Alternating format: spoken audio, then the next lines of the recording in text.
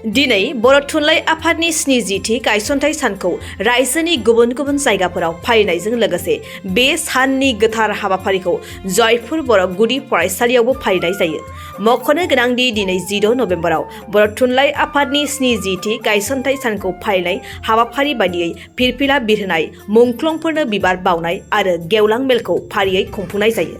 दिनै बे हाबाफारिनि गेवलां मेलखौ जनाय जिल्ला बर' थुनलाइ आफादनि बोसोनगिरि ललित चन्द्र बर'आ बेखेवनानै होयो।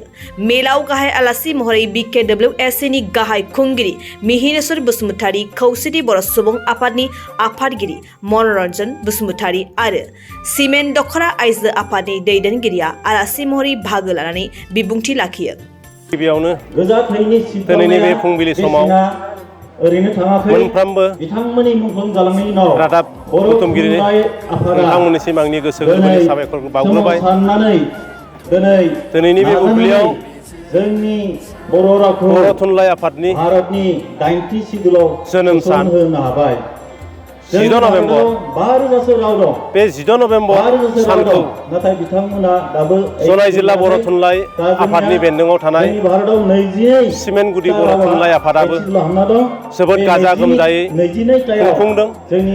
बे 10 नभेम्बर बर' थुनलाइ आफादनि जोनोम सानजों लोब्बा लानानैनो जोंनि गुदि थुनलाइ आफादा देग्लाय 23 बोसोर बैसोआव आगान होबाय। दा बे बुब्लियाव जों मैया 15 खालाराव जोंनि हालामाव थानाय माखासे जेंना, फरायसालिनि जेंना, सोलोंथाइनि जेंना, समाजारि जेंना, बे गासै बाथ्राफोरखौ लानानै डेलिगेटनि गेजेराव सावरायनाय जादों। माबायदि थांखि लायोब्ला जोङो बे जोंनि जेंनाखौ फोजोबस्रांनो हागोन, दा बेफोर बाथ्राखौ लानानैनो जों गुवारै सावरायलायनानै जों फैगौ समफ्राव गासैबो हाबाफारिफोरखौ मावफुंनानै थख' खालामनो थाखाय साखाफारा जादों।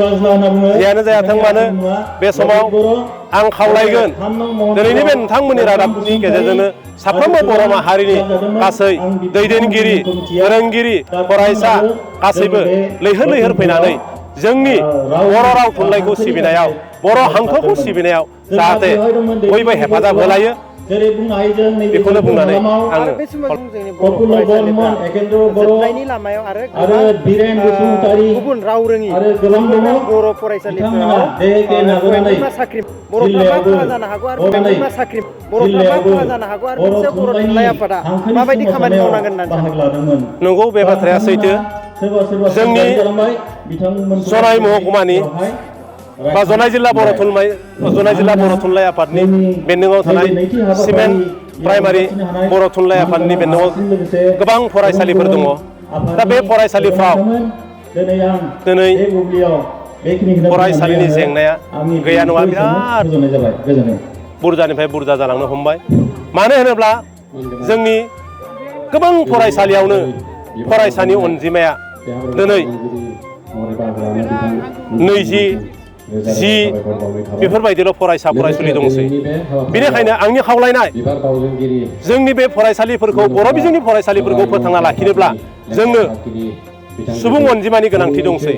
बेनिखायनो आंनि खावलायनाय, जाहाथे ओनसोलनि गासैबो रायजो राजा, आइ आफा बिथांमोना जाहाथे जोंनि फरायसालिफोरखौ, बर' बिजोंनि फरायसालिफोरखौ फोथांना लाखिनोब्ला जोंनो सुबुं अनजिमाखौ बारायनांगोन। बेनिखायनो आंनि खावलायदों, नोंथांमोना जाहाथे बे रादाबनि गेजेरजों खावलायनायखौ लानानै जोंनि हालामनि फरायसा फरायसुलिनि अनजिमाखौ बारायनो थाखाय, सुबुं अनजिमाखौ फेहेरो, बेखौ आं खावलायो।